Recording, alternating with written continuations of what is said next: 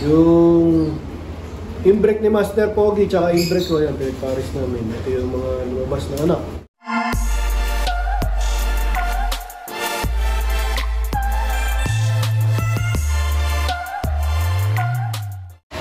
Welcome back mga kalapatids. Maraming salamat sa Kalapatids Breeder and Flyer Mix ni Boss Ronald Gonzales. Ito nga yung patuka namin, bagong dating Breeder Mix. Ayan, kasalukuyang nagpapatuka na si JJBK ang Sakulam. Magana kumain ngayon yung aming mga stock head. Kung gusto nila yung Kalapatids Breeder Mix, malapit na kasi ng isa lang. Dito sa aming mga stock na barako, ganoon din mga Kalapatids. Nakabahan na ang kanilang kuya JJBK ang Sakulam. Iba nga ay mga ano na, nag-matured na. Mga nilagay namin na mga young bird dito, gagawin stock bird. Yung mga brown, mga anak ng ano, mistikas. Wala ng mistikas, mga nagmamature na. Pumaparis na nga. Ito yung isa, mga Kalapatids yan. Dalawa nga yan, ito pa isa. Yung isa nga dyan, nakita ko, pumaparis kay Major Tail. Nagpupugad na dito. Pero hindi ko pa sila isasalang o gagamitin kasi nga, bata pa yan, mga Kalapatids. 5 months pa lang.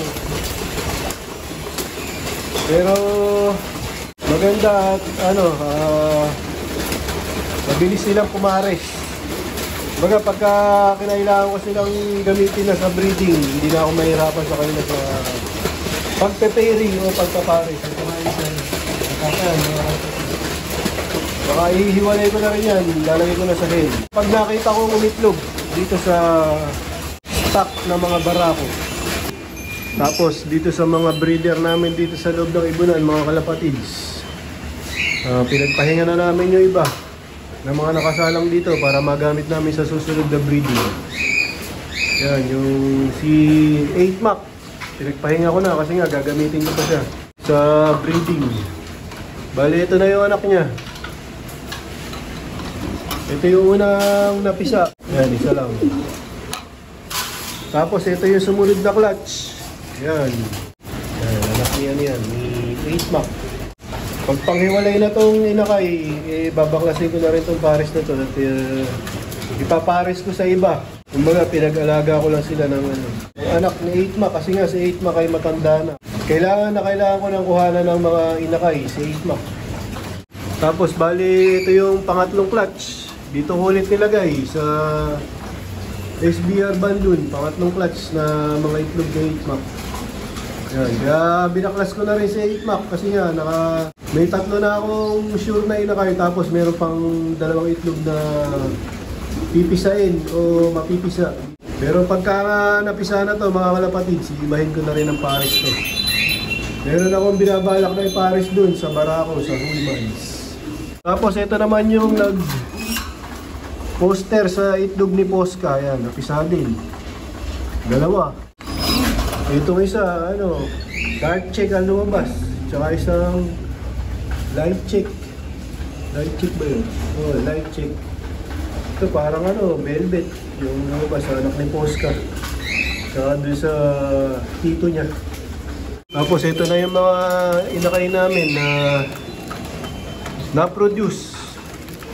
Dito nga sa breeding namin dito sa loob ng Ibunan. Ayan, nalakas kumain. Siyempre, Kalapatids, breeder mix yan. Yung kinakain yan. Itong gusto nila. Ayan.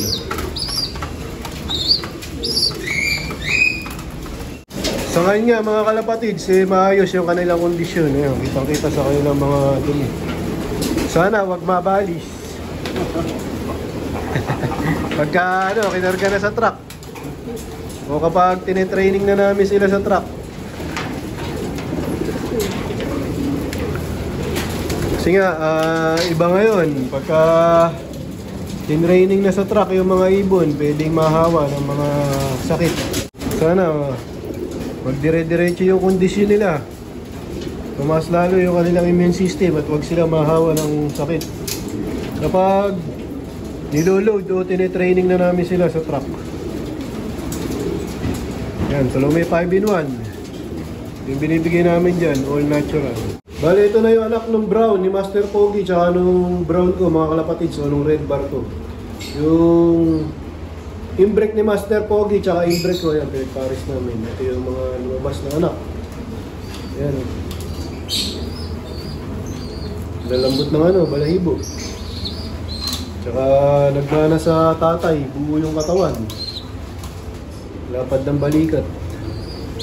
Yan. Hindi ba masyadong mahaba yung pakpak nila. Kasi nga, bata pa to, mga kalapatid. Yan, ang ganda ng muscle nila. Mana sa sa tatay, malapad yung balikat. Tingin ko to, hen.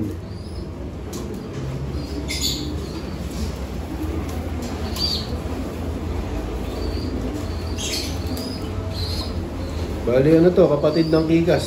O nung Miss Kikas sa tatay. Bali nga to, line breed ng imbrek. Imbrek ni Master Pogi, tsaka imbrek ko, pinagparis namin. Yan. Tapos ito yung kapatid. Ito, tingin ko, barako to, mga kalapatids. Mas maganda yung kulay nito kaysa doon sa isa. Kaya may puti sa ulo to. Walang puti sa pakpakan. So, sa ulo lang siya nagkaputi, tsaka dito sa batok. Ayan.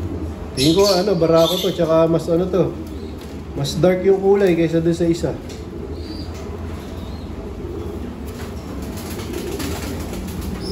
Walang bahid na itim. Baka mag-e-end din to, mga kalapatids. Walang walang bahid na itim. Sa buntot wala? Wala. Ayan. Wala yung parang nagguguhit-guhit na itim na ganun. Pagka mga red bar at saka mga brown. Ganun nga, pagka siguradong magbabara ako. Yun yung palatanda ko pagka sa mga brown. Tsaka sa mga red bar. Baka hen din to. Mas maganda yung kulay niya kaysa doon sa kapatid niya.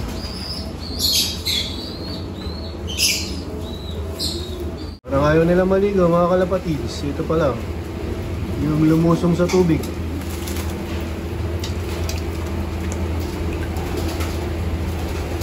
Siksikan sila dito sa isang batya o isang paliguan. Ayaw nilang paliguan yung isa.